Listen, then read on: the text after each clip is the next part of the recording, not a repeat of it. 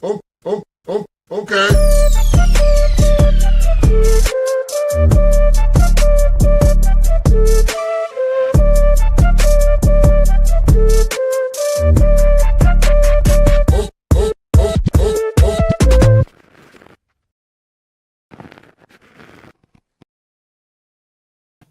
Good afternoon, everybody, and welcome to the Daily Herald here on Badlands Media.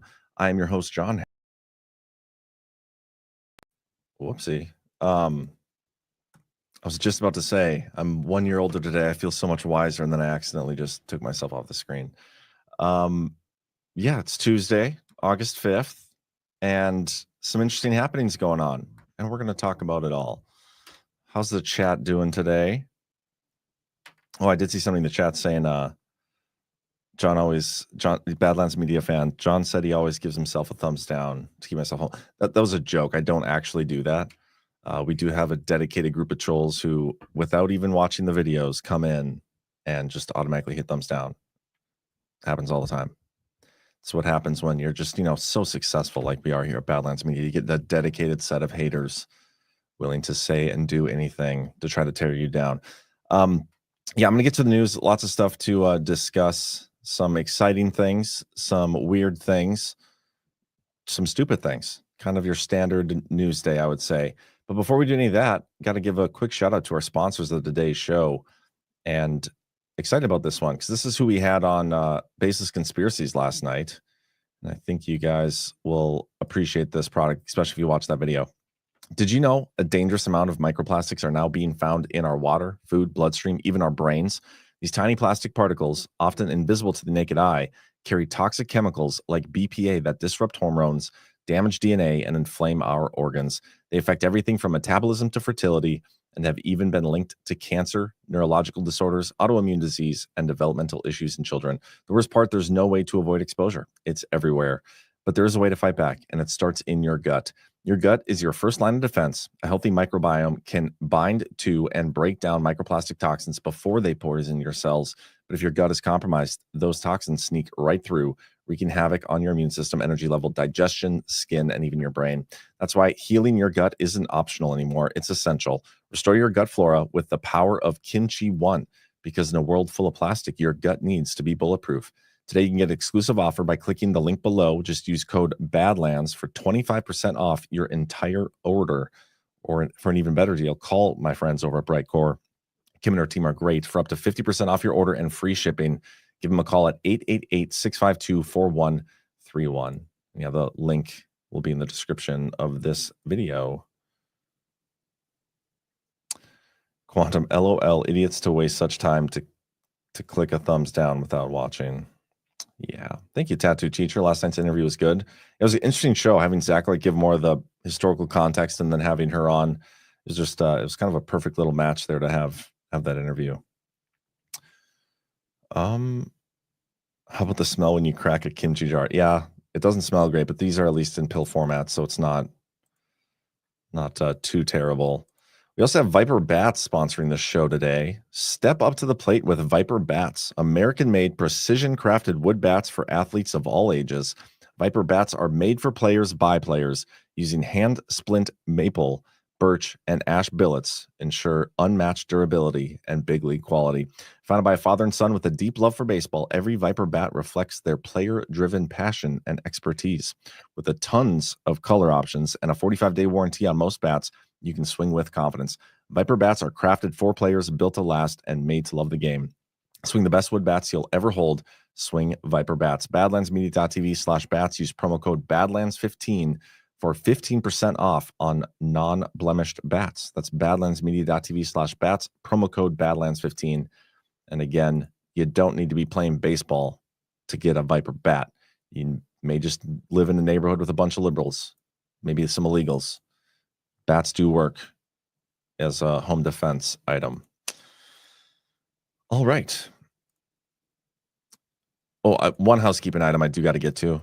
I missed a couple of the boosts, the Badlands boosts yesterday for the show, and Cheryl on the back end team reminded me that I need to be better about checking these, and so I'm going to try to do that. And so here we go. We got, I think, 3 of them. One was from a while ago, from Rocky Top Apologist. I couldn't share the video I wanted on here, so I tweeted it. I recommend Rumble Premium. No more Pink Salt Trick or Barbara O'Neill Big Erection commercials. And there's a video here. I will check that out. I appreciate the boost. And then the two from yesterday, actually three, I think. So there's a couple to the whole company. Bernie Marie for $100 said, "Happy birthday, John. Your 1 hour show has become my favorite, but I watch 3 to 4 hours later as it's 5 a.m. in New Zealand. Your work and everything Badlands Media offers is very much appreciated, as is your humor. Looking forward to Virtual Guard." Thank you so much for the generosity and the kind words. Karen Nadan says, "Happy birthday, John. I found your investigation of the timeline of Obama's movements, July through August 2016, very intriguing. Uncovering clearly the extent of Obama's and Hillary's corruption would go a long way to red pilling the Obama worshiping folks that I know." I agree with that completely. Thank you for that. And we got one more here for $100 for the whole company. "Thank you so much for keeping me sane. I've learned so much from the Badlands programs. Looking forward to GART 9, attending virtually as usual. Love you all. Be someone's blessing." Oh, and then also one more. Sorry. Librarian for Hope, $17. Check out Orange County, teamhopelibrary.org. LA is interesting too. You guys are great. I appreciate the support. Not just me, but the whole company. You guys have been great. No update on the Doge website. Also, no update on the presidential website. No executive orders, no nominations, nothing crazy. But we do have an update in the Rico Grande case. Let me play this video first. And then I got an article on it, and then we'll play another video. This is from John Solomon last night. This is a major development. We told you last week that Pam Bondi, the Attorney General, had given permission for a strike force to begin. That's a very specific tool the Justice Department uses on major conspiracies. And we told you then we would know it was getting serious when the grand jury jumped into action. We now know that a grand jury will be impaneled. Most likely, my sources are telling me, it could be in Florida, where the raid of President Trump's Mar-a-Lago home happened. So that is the very latest. You can check it out at Just News. We're going to have a whole lot more on that over the course of the next years. So yeah, we have news today, or breaking last night, that the DOJ is opening a grand jury investigation after criminal referral from D&I Gabbard on Russia-Trump narrative. Department of Justice is moving forward with a grand jury investigation after Attorney General Pam Bondi directed her office to act on a criminal referral from the Director of National Intelligence, Tulsi Gabbard, who alleges a conspiracy to falsely link President Trump to Russia. According to a letter from Bondi reviewed by Fox News, an unnamed federal prosecutor has been assigned to initiate legal proceedings and is expected to present evidence to a grand jury in pursuit of potential indictments. Source familiar with the case confirmed that the DOJ will begin laying out its findings in the coming days. The DOJ acknowledged 2 weeks ago that it had received Gabbard's referral, which included a memorandum titled Intelligence Community Suppression of Intelligence, showing Russian and criminal actors did not impact the 2016 presidential election via cyber attacks on infrastructure. The memo requested the opening of a formal investigation. News of the grand jury proceedings follows Gabbard's declassification of intelligence last month that challenges the Obama administration's assertion that Russia interfered in the 2016 election to benefit Trump. Among the declassified records is documentation of a December 2016 meeting in which Obama directed senior officials to prepare an intelligence assessment on Russia's alleged election-related activities. Now, what I find interesting about this, and especially what John Solomon said, and what he said a couple times now, is the opening of a grand jury in Florida. He talked about that like a month ago when he first kind of started breaking this news that there's this huge investigation going on. In order for them to do that, like he is using the justification of the Mar-a-Lago raid.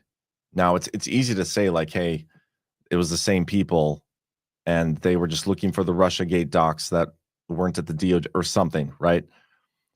But we haven't actually seen any proof connecting the Mar-a-Lago raid or anything really in Florida to the 2016 election stuff. All the declassifications, everything we've seen has been about the start of this conspiracy, which was all surrounding the 2016 election. It had to do with the suppressing of information in the mid-year exam and the fabrication of intelligence to go after Trump and vilify him by accusing him of being in cahoots with Russia as a means to distract from the Hillary Clinton email scandal.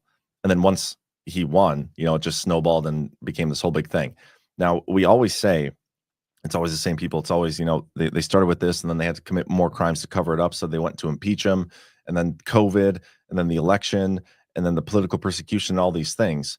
And that's great. And I believe it to be true. And I think we all, for the most part, like, yeah, it's obvious that's what happened here. It's all the same people committing these crimes. But what we haven't actually seen yet is the evidence that strings it all together. The evidence. Like, they're going to need to show some sort of proof. Is it like an ongoing group Discord chat or something that's going on behind the scenes where they're planning all this out throughout the 10 years, where they're talking about planning this whole thing? Like, that's what I'm talking about. We need to see some sort of evidence that ties the Mar-a-Lago raid to the people who pulled off the Russia collusion hoax. Does that make sense? And I don't think we've seen that yet. So either we're not getting that stuff declassified because it's tied up, which that would maybe make sense. You know, a lot of this, the Russia collusion stuff, that's the very beginning of it. They have the most evidence of that, at least in the public's eye. We've seen the most of that. And so it makes sense that they declassify some of that stuff and, you know, gin up some of this hype. They haven't given us everything, though. We're still waiting on multiple declassifications. And that's just the stuff they've told us existed. There's going to be things that they don't even declassify until it comes out in the courtroom, if they can even show it in the courtroom. But what we haven't seen is any like public declassification of anything that ties the stuff in Florida, the Mar-a-Lago raid, for example. That's the example John Solomon's been using, to the Russia collusion hoax. And that's what I'm waiting for. I'm very curious to see how they're going to make that case, because it's going to need to be made for it to be pulled off.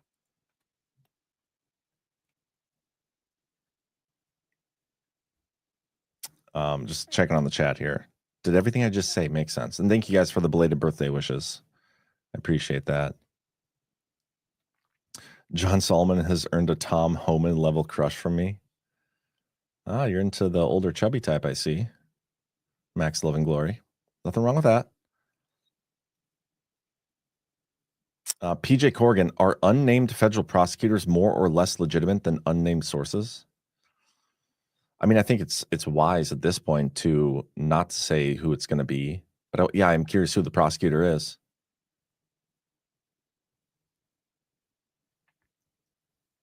The Russiagate hoax rug really ties the whole room together. I love that.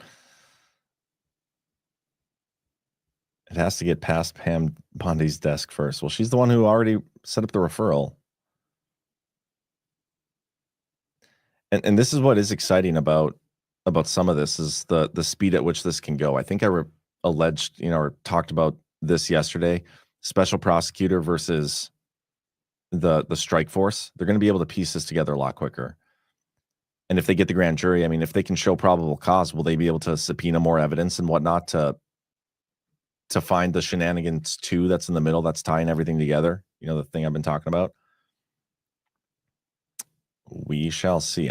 It's exciting stuff. And not only that, now that there's a grand jury aspect to this, the mainstream media is being forced to cover it, and they're not handling it very well. Here's one clip. Jonathan Ramirez, this is extraordinarily stupid. It's extraordinarily stupid on so many counts. If you look at the timeline doesn't add up. It's like when Donald Trump is saying that Barack Obama and Hillary Clinton created the Epstein files. No. That all happened during Donald Trump's first term. You look at the timeline here about what happened and when it happened. Barack Obama had nothing to do with this by anybody's accounts, and especially by... Barack Obama had nothing to do with it by anybody's account. Just ask Obama. Just ask Hillary Clinton. Ask John Brennan, James Comey. They'll tell you that he had nothing to do with this. Give me a break. The Senate Republican Intelligence Committee, run by Marco Rubio, who afterwards said that it was Donald Trump's 2016 campaign that created a, quote, grave counterintelligence threat to the United States of America. That was Marco Rubio, the current Secretary of State. That was every Republican on the Senate Intel Committee. After pouring through all of the documents, that's what they found. And when poor John Durham was made to sacrifice his professional career to go around the world investigating the investigators, he found nothing and ended up making a fool of himself. I mean, I just want to pause and show this quick, because this is a talking point we're going to see quite a bit, and we've already seen it quite a bit. This is the same thing that Obama said just like 2 weeks ago.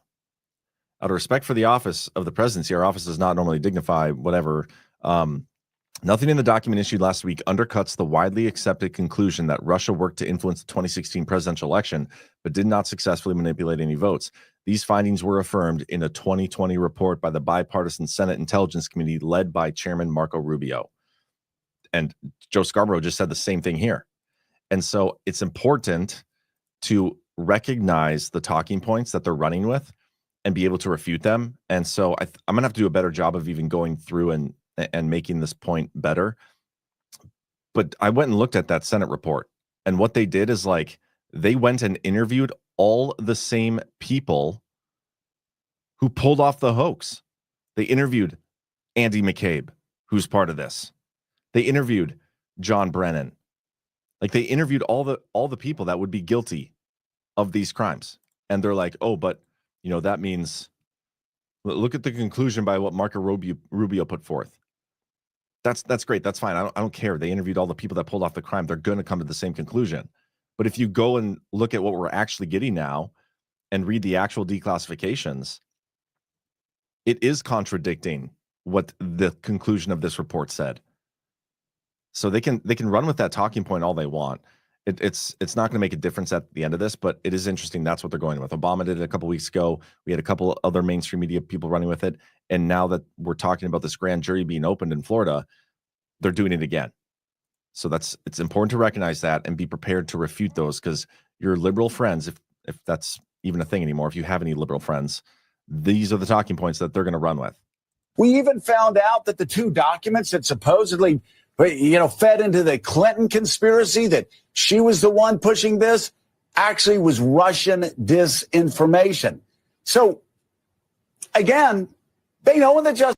That's another one saying that it was Russian disinformation. Let me find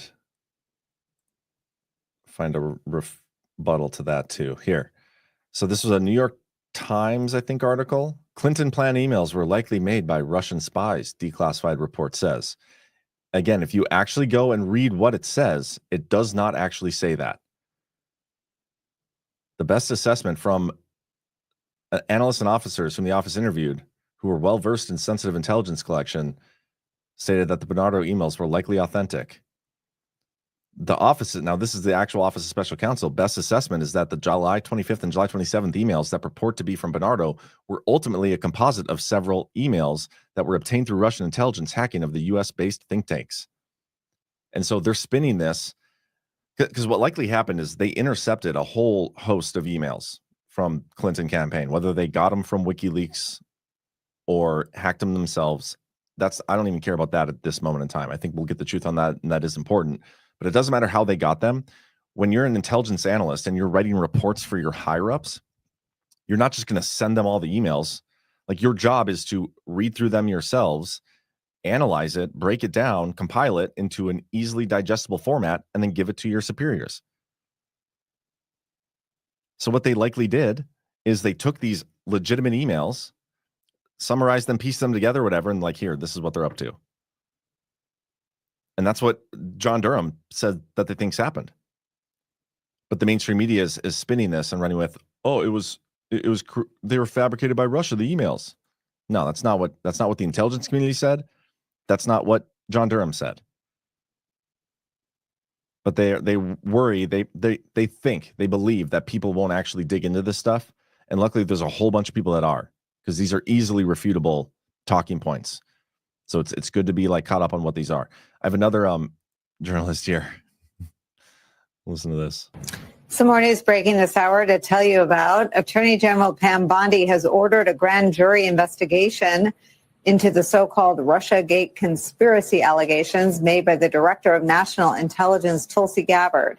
A senior Trump administration official confirms to NBC News. That investigation was first reported by Fox News.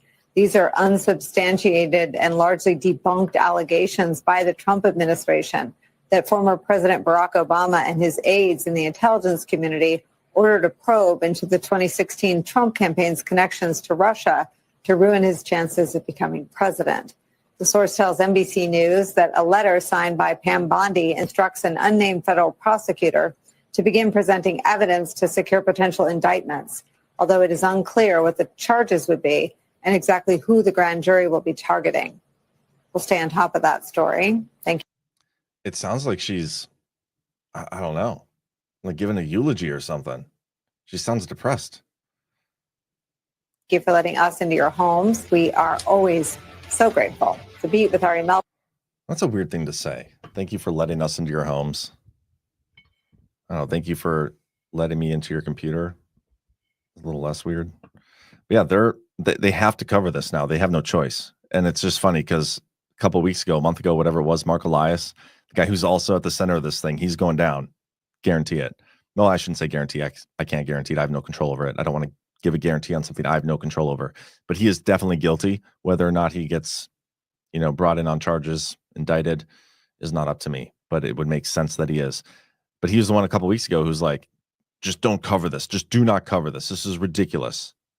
I'm begging you not to watch. Don't cover. And now they have to because they're opening a grand jury in Florida. Very exciting. Another interesting piece of news from this orbit, this world, the criminal conspiracy world. The House Oversight Committee subpoenas Clinton's former attorneys generals and DOJ in Epstein investigation. And so this is from Comer. The House Oversight Committee has issued subpoenas for testimony and records related to the Jeffrey Epstein case, targeting multiple former high-ranking officials, including Bill and Hillary Clinton, former FBI directors James Comey and Robert Mueller, and a string of current and former U.S. attorneys general. Chairman James Comer formally issued deposition subpoenas Tuesday to compel testimony from 11 individuals, including Merrick Garland, Loretta Lynch, Eric Holder, William Barr, Jeff Sessions, and Alberto Gonzalez. The committee also subpoenaed the Department of Justice for documents tied to the Epstein and his network. The move follows bipartisan action taken by the Oversight Committee's Federal Law Enforcement Subcommittee on July 23rd. In a voice vote, the panel approved the motion by Reps Scott Perry authorizing subpoenas for the above-named individuals. The subcommittee also adopted a motion by Rep. Summer Lee in an 8-2 vote directing the release of the DOJ records related to Epstein. 2 amendments to the record subpoena passed by voice vote. Let's keep going down here. Here are the dates of these. It's going to be between August and October. I don't know why they have to schedule these out so far. It seems silly. But here's what they've put down for deposition dates. The DOJ has until August 19th to produce responsive documents. And then William Barr is set for August 18th. Alberto Gonzalez, August 26th. And honestly, I have no idea who this even is. Maybe that's stupid. I'm going to look him up, though. Is he an illegal immigrant or something? Former U.S. attorney. Oh, okay. I recognize this guy now. August 26th, Jeff Sessions. August 28th, Robert Mueller. September 2nd, Loretta Lynch. September 9th, Eric Holder. September 30th, Merrick Garland. October 2nd, James Comey. October 7th, Hillary Clinton. October 9th, Bill Clinton. October 14th. One notable name that I think is potentially missing here is Christopher Wray. Why is he not on here? Is this white hat confirmed, guys? I doubt it, but it's just notable that he's missing from this list. But hey, I'm all for it. It's interesting. A lot of these names, right? A lot of these names are names that are also associated with the Rico Grande case. Isn't that kind of interesting? A lot of the same people kind of tying it all together. So very interesting. Curious to see Bill Barr's especially. I've always been, there's a couple of people that were in the orbit around the implementation of devolution. Bill Barr is one of those guys. And, there were some interesting things that he did before he resigned and thought maybe kayfabe. I'm still not sold one way or the other. I'm pretty neutral because I think a lot of the stuff has to play out before we get an answer. And a lot of people we thought were good guys going to end up being bad in the end. A lot of people we thought were bad guys going to end up being good. There's probably a little bit of both and in between, the gray hats or whatever. I'm just curious to see his probably more than any of these, just to get an answer. But all of these will be super interesting. Jeff Sessions too. He's another good one. Obviously the criminals, but how many of these people are going to give us anything of substance? The goal of these maybe is to get them to lie to Congress if they can prove that something they say here is a lie. That'd be interesting, notable. Why not Obama either? Why wasn't he called in? But he'll get called in later. What else we got here? Let me check the chat real quick, see if I'm missing anything. How far back did they go with Rico Grande? I think it's going to be. I think you can go back to the mid-year exam stuff, and it's going to have to be because it all has to tie to what they did, the weaponization of the intelligence community against Trump. I think the earliest you can go back is the mid-year exam. Potentially. They might not even do that. They might just go to the Russiagate stuff, but a lot of the same people, a lot of overlap there. A lot of what they did with the Russia collusion hoax was to distract from what they did with the mid-year exam. But there were a lot of crimes committed before that in which the intelligence community, the same one that's going to be found guilty in this upcoming Rico Grande exposure extravaganza, a lot of those same people were investigating previous crimes from the previous administration. And how many of those crimes were like allowed to just disappear because the intelligence community was corrupt? Like a lot of those older crimes and stuff needs to be reinvestigated and relitigated if they were litigated at all. And I could see us getting a lot of those. Remember Grassley last week, I think it was, sent that letter to Patel like, hey, we need to go through these thumb drives. What if they get something pretty damning out of the thumb drives that shows that they should not have shut down the mid-year exam without bringing charges? What if there is a reasonable prosecutor out there willing to prosecute the case against Hillary Clinton? If anyone ignores their subpoena, are they going to prison?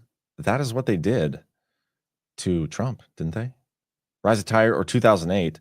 Again, I'm not saying that crimes don't go back that far. I think they do. But I'm saying what they're going to be able to tie into this one Rico case is going to be what they did to work against Trump. Like, I think that's a time period, 10 years ish. And I can make a case for the mid-year exam. That's the furthest I could go back in terms of what ties to this one specific thing. But there will be crimes before that get exposed as like, oh yeah, they definitely did not do their duty here. We're going to have to go relitigate that or reinvestigate. By the way, Rise of Tire, thank you so much for that little picture you sent yesterday. That was awesome. Get that back on. Let me put that on the screen here. Give me a second. This is so funny.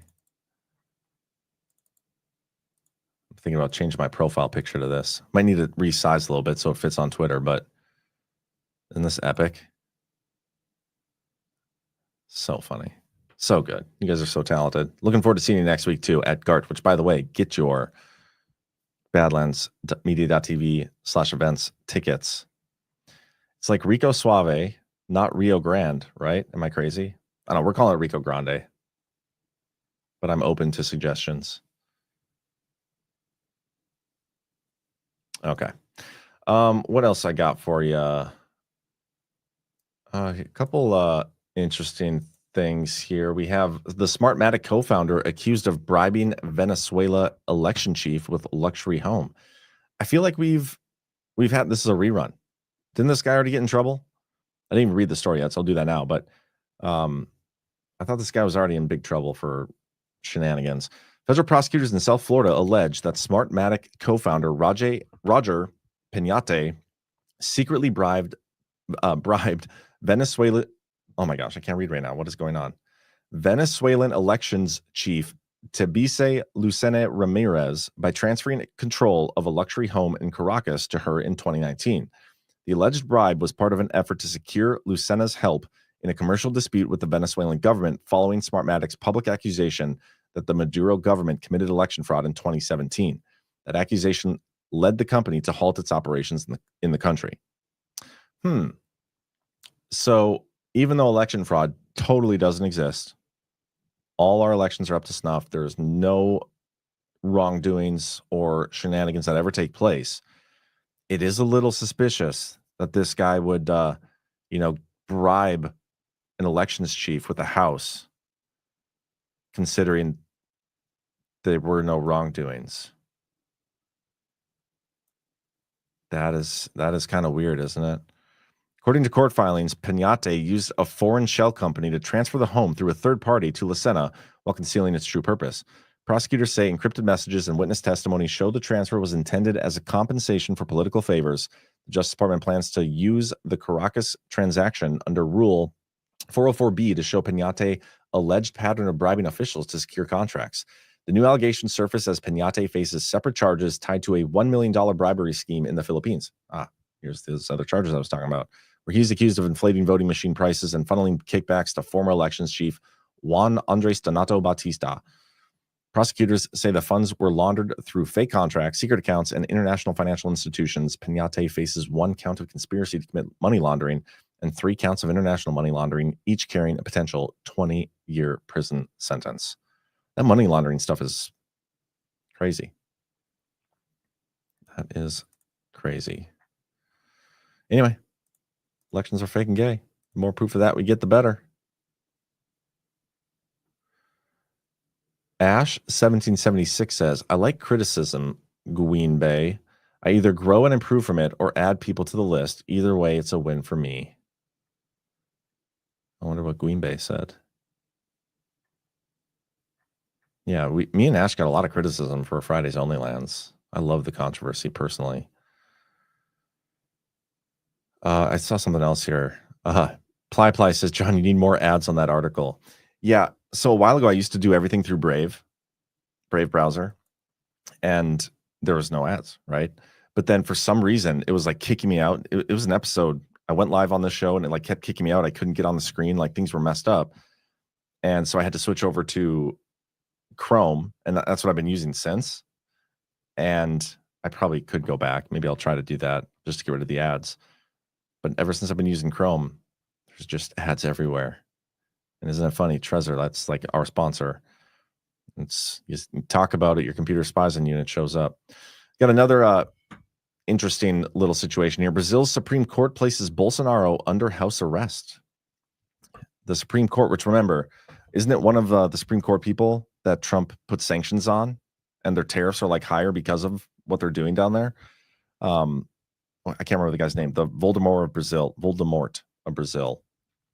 Brazil's Supreme Court on Monday placed former President Jair Bolsonaro under house arrest over an alleged 2022 coup plot in his attempt to seek interference from President Trump, who recently tied new tariffs on Brazil to the witch hunt against him. There we go. And here we go. I should have just read the darn article. Justice Alexandre de Moraes also cited violations of court orders in his decision. That's the guy I'm talking about. So curious to see what Trump posts on True Social about this. He's buddy with Bolsonaro. Israeli government votes to fire Attorney General prosecuting Netanyahu. Supreme Court blocks the move. Israeli Prime Minister Benjamin Netanyahu's cabinet voted unanimously Monday to dismiss Attorney General Gali Baharav Miara, who is prosecuting him on corruption charges. Supreme Court swiftly issued an injunction halting the decision, which marks the first attempt by an Israeli government to fire an attorney general. The vote triggered accusations that Netanyahu is attempting to shield himself and his aides from legal accountability. Alongside leading his ongoing trial, Baharav Miara is also overseeing investigations into Netanyahu advisors over alleged ties to Qatar. Although the firing has not taken effect, several cabinet ministers said that Miara will be boycotted regardless, excluded from meetings, and ignored on legal matters. Her removal will remain on hold pending Supreme Court review of appeals. This Baharav Miara did not kill herself, guys. Just throwing that out there. Netanyahu did not participate in the vote, is standing trial for bribery, fraud, and breach of trust across 3 cases. He's accused of receiving over $200,000 in gifts from wealthy associates and of granting regulatory benefits to a telecom mogul in exchange for favorable media coverage.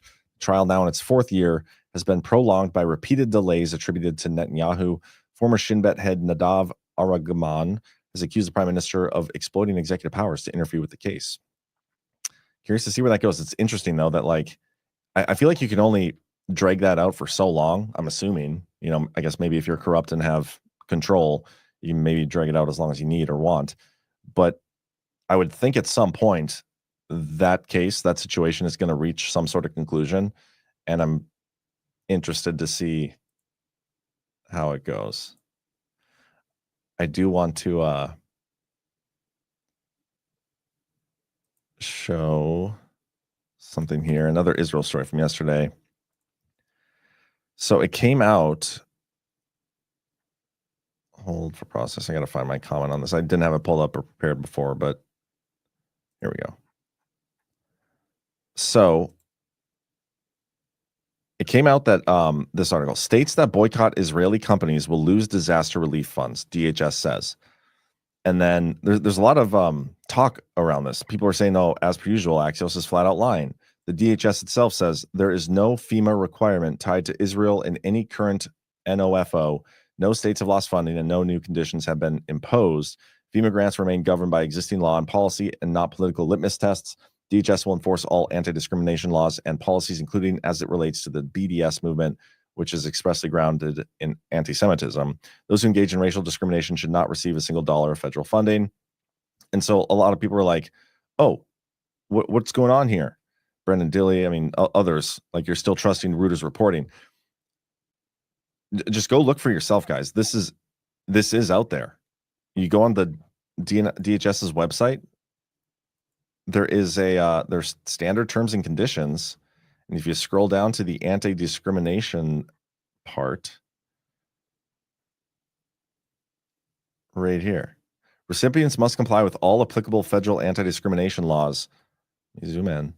Material to the government's payment decisions for purposes of 31 USC 372, whatever. Definitions as used in the clause are, number D here, discriminatory prohibited boycott means refusing to deal, cutting commercial relations, or otherwise limiting commercial relations specifically with Israeli companies or with companies doing business in or with Israel or authorized by, licensed by, or organized under the laws of Israel to do business. Like, so it says it's out there, guys. I don't know why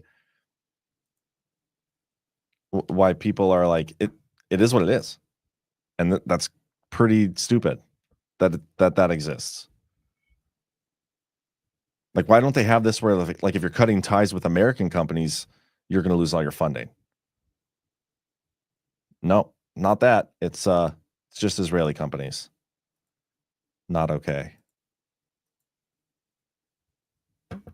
John, you can install the free ad block plus ad guard extensions. No more ads in Chrome. Maybe I could check that out.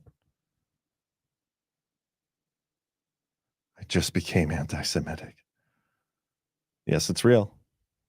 It is real. It's out there. No matter how much they want to deflect, it's there. It's in the documents.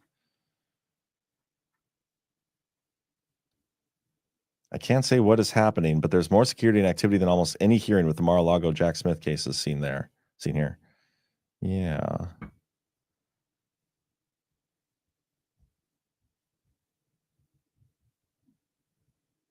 Are we having some debates on who's white hats, who's black hats in the media?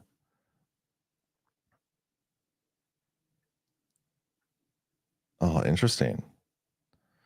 Can we really trust Tucker is my stance. Yeah, Ash says, to be clear, we got lots of criticism for suggesting that Tucker Carlson might not be entirely authentic. I mean, it's proven he lied.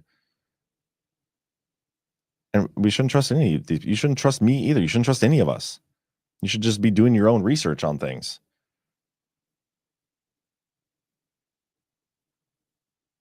Think for yourself, guys. John, can I get a Rico spelled Grande with a large Maha Blast? Is that like a Taco Bell item?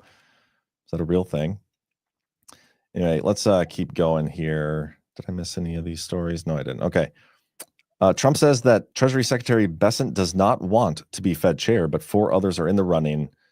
President Trump told CNBC on Tuesday that he has narrowed the field of potential future Fed Reserve chairs to 4 candidates, a list that does not include Bessant. While the president did not disclose who is in contention, he revealed that Bessant, previously considered a leading candidate, has taken himself out of contention. Well, I love Scott, but he wants to stay where he is. I asked him just last night, is this something you want? Nope, I want to stay where I am. He actually said, I want to work with you. Such an honor. I said, that's very nice. I appreciate that. So it's a nice little bromance reveal between those two. I thought I had another story having to do with the Fed. This is an interesting one. Trump says new semiconductor tariff plan coming as soon as next week. The tariff stuff's always interesting to me, considering the CHIPS Act and some of the switch theory things we talk about. President Donald Trump said Tuesday he will unveil new tariffs on semiconductors and chips as soon as next week. We are going to be announcing on semiconductors and chips, which is a separate category because we want them made in the USA. He was on Squawk Box this morning. There's actually a funny story where, hold on. Yeah, this one. Trump said he will probably not seek a third term. And I have a video of it too. Let me find it. because when he does stuff like this, it's just so funny. He's just trolling these people, and they it like breaks their brains. Oh man, where's it at? I want to find the actual clip of this because it's so good. I wonder if it's in the link.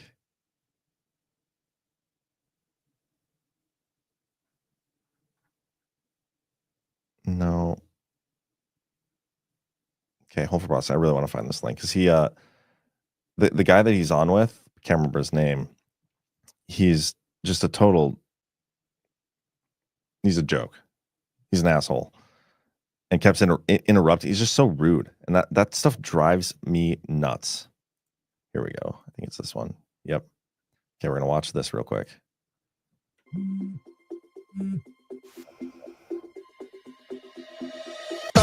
We'll go all talk about all the stuff that. Hey, Becky, I'd like to run. I have the best poll numbers I've ever had. You know why? Because people love the tariffs, and they love the trade deal, and they love that countries, and they love that foreign countries aren't ripping us off anymore. For years, they ripped us off, friend and foe.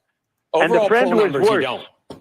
Overall poll numbers, you don't have the best you ever had. In overall poll numbers, you do. I cited one of those. I have the best. I have the best poll numbers I've ever had. Among I Republicans. have poll numbers where I'm 71%. I have the best poll numbers. Look, those are among Republicans. No. There you go. He does not rule it out. He should be given the opportunity for a third term.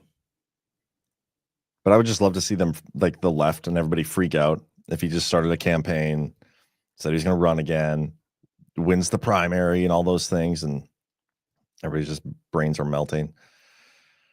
We got Russia weighs in on U.S.-India tariff spat, saying New Delhi can choose its own trade partners.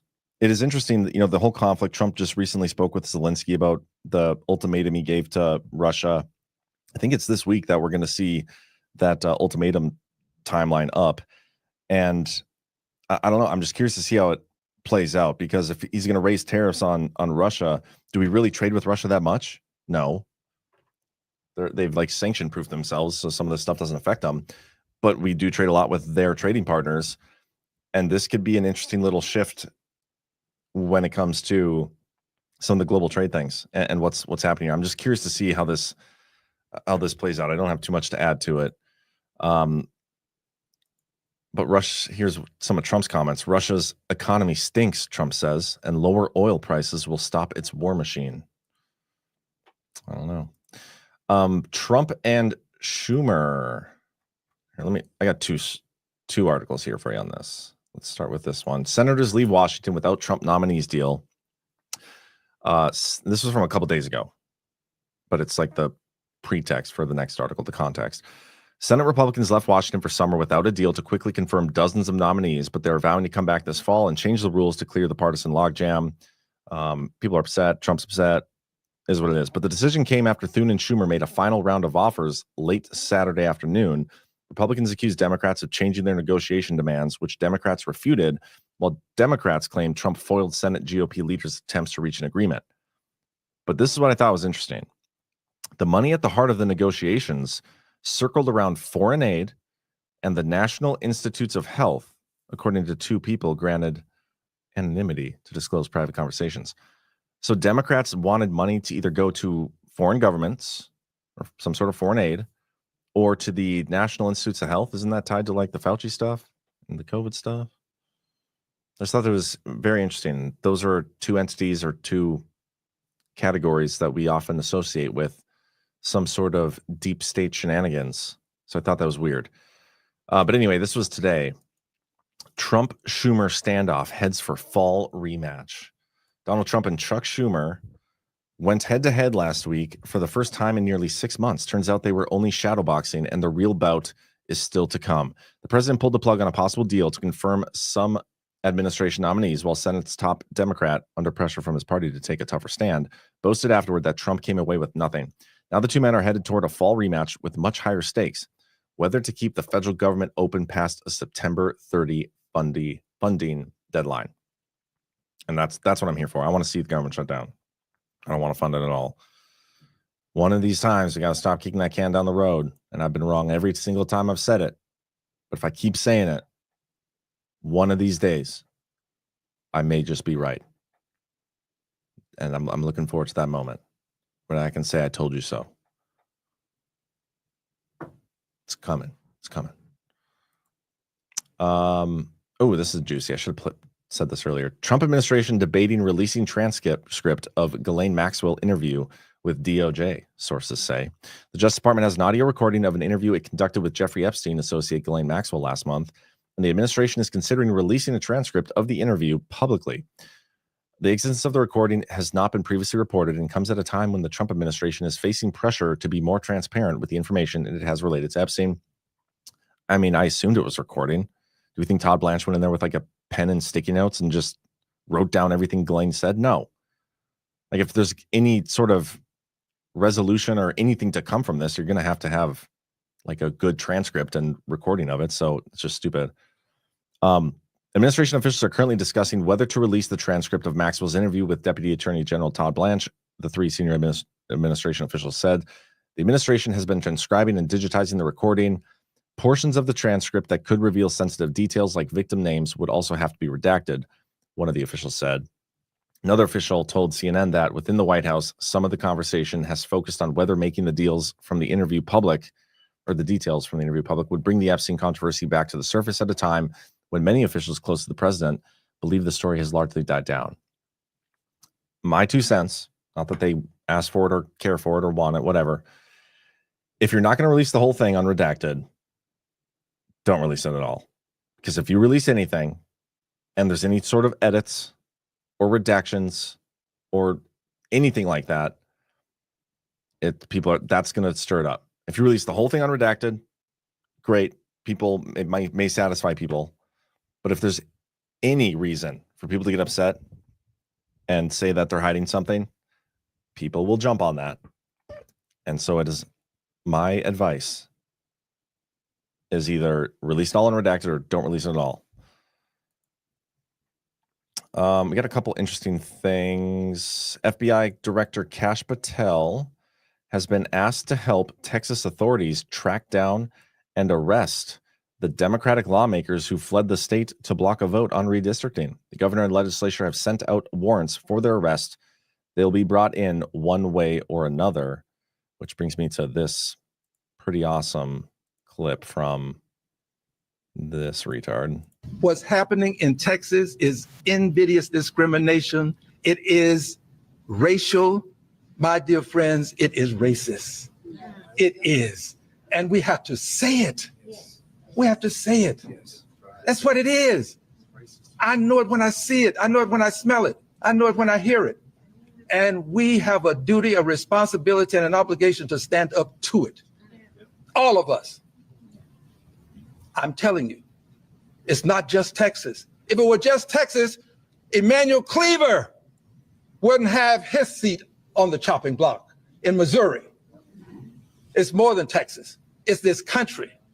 And we, the Democrats, are going to make the difference, because when democracy was on the line, let it be said that Democrats took the stand to preserve and save democracy in the United States of America. God bless you. Man, tone deaf, crazy. But yeah, so I want to see these people arrested. I want to see it. Didn't yesterday we covered that story. Abbott said he was going to okay, if you guys aren't here, I'm going to vacate your seats and you guys are I'm going to put somebody else in there for you. So is this what he's doing instead? He's asking Kash Patel to bring them all in and arrest them. Is he not going to vacate their seats? Because I feel like he should have done that. Anyway. Let's see. Oh, Trump this morning was on top of the roof of the White House. He's inspecting his ballroom, which, by the way, he's building this awesome ballroom there at the White House. He's paying for that out of his own pocket. Not only is he donating his salary, but he's paying for the construction of this thing out of his own pocket. So that's pretty nuts. But this is a great clip.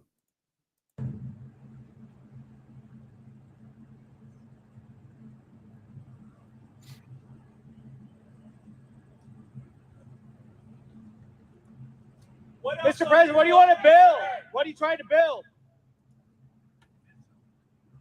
Sir, do you approve? You say more missiles? Are you building missiles? What? Come on, Dad. Might be missiles. Did you say missiles? Netanyahu taking over all of Gaza, sir. He's just so funny. Former ex-CEO Linda Yaccarino has taken the helm at a digital health company, eMed. So she left Twitter to go be CEO of eMed. Weird. Let me see what else I got. Nothing really like true socially. I got that. Okay. So two things. One is this. Yesterday, CNN host Jim Acosta interviewed the AI version of a deceased Parkland victim in order to push gun control. Listen to this. So again, the person on the right here is somebody, it's AI, no longer alive. I would like to know what your solution would be for gun violence. Great question. I believe in a mix of stronger gun control laws, mental health support, and community engagement. We need to create safe spaces for conversations and connections, making sure everyone feels seen and heard. It's about building a culture of kindness and understanding. What do you think about that? I think that's a great idea, Joaquin. I would like. I mean, first of all, this is just absolutely disgusting. Just disgusting to do this. It's not really surprising though. Like, is it really surprising that Jim Acosta would interview a fake, non-existent, not currently existing person for the benefit of his non-existing audience? I mean, it's not that surprising. These people are just disgusting. They'll do whatever. But man, I when I saw this, is like, even for people like Acosta and CNN or whatever, these people, like, you'd think they'd have some sort of moral line, or even just a sense of like self-awareness or like better judgment or something that would be like, maybe that's a little too far. But no, that line appears to not exist, much like his AI guest there. Just crazy. And I also have a video I'm going to play before I play the outro, which I think is pretty great. But before we do that, let's get a couple of the quick rants in. We got Tattoo Teacher says, John, as the grand jury proceeds, could it get referred to military tribunal for more specific charges? I don't know for sure. I don't think we'll see that. I really don't. I mean, I'm sure it's possible, but I don't think it's going to go down that way. We'll see, though. I'm going to have to do more research into that, too, because I'm not 100% positive. But I feel like a lot of the military tribunal stuff, I don't know. I don't even want to comment on it because I don't want to sound stupid on something that I haven't done a ton of research into. But thank you for the rant. Looking forward to seeing you next week. Ash1776, thank you for letting into your heads to mind fuck you with global communist propaganda. Better? Well said. Well said, Ash. Jep863, please tell me the the Grand Reco case includes all these talking heads and companies that support and push all this propaganda and lies over all these years. It also damages Americans. I think it should. I don't know for sure if it will, but I can make a case that these people were knowingly involved in spreading the propaganda and pushing the Russia collusion hoax. I can also make the case that Obama was too. It's up to what they can make the case for and prove. I would rather have healthy exchanges from intelligent people like on OnlyLands versus talking heads with propaganda. Don't trust Tucker or other talking head. Once a Fed, always a Fed. Just ask Alpha. Thank you, Jep86. Babbage3, put the deposition dates on a t-shirt like a band tour. And you also have YouTube super chats. I was just going to head over there. I did remember. Gregory Woolley with a super sticker for $4.99. Thank you for the support, everybody. And yeah, with that, I'm going to play a video. And then I'm going to play the outro. And I think we're going to end on that. Is Ghost live today with Geopolitics with Ghost? I think he is. If so, I'm going to just raid you guys all over there after this. Yeah, he's live after this. So I'll send you guys over there. Get your guard tickets, guys. Badlandsmedia.tv/events. Our next exclusive live stream is this Thursday. Not going to want to miss it. But yeah, let's end with this video here. It's from the White House.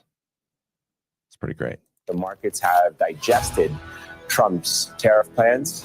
They've heard his administration's explanations for it, and they simply reject it. The stock market is breaking records, and Treasury Secretary Scott Bessant says tariff revenue could reach $300 billion this year. This is the biggest policy mistake in 95 years. It's really extraordinary. The president has proven his tariff policies are exactly correct, and they work. And the U.S. tariffs coming in, revenue this year, $124.3 billion, 130.8% more than the same time last year, according to the stats.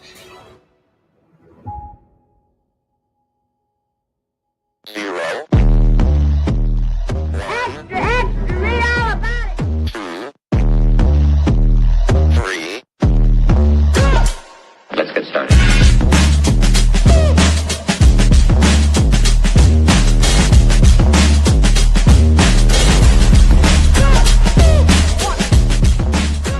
That's what she said.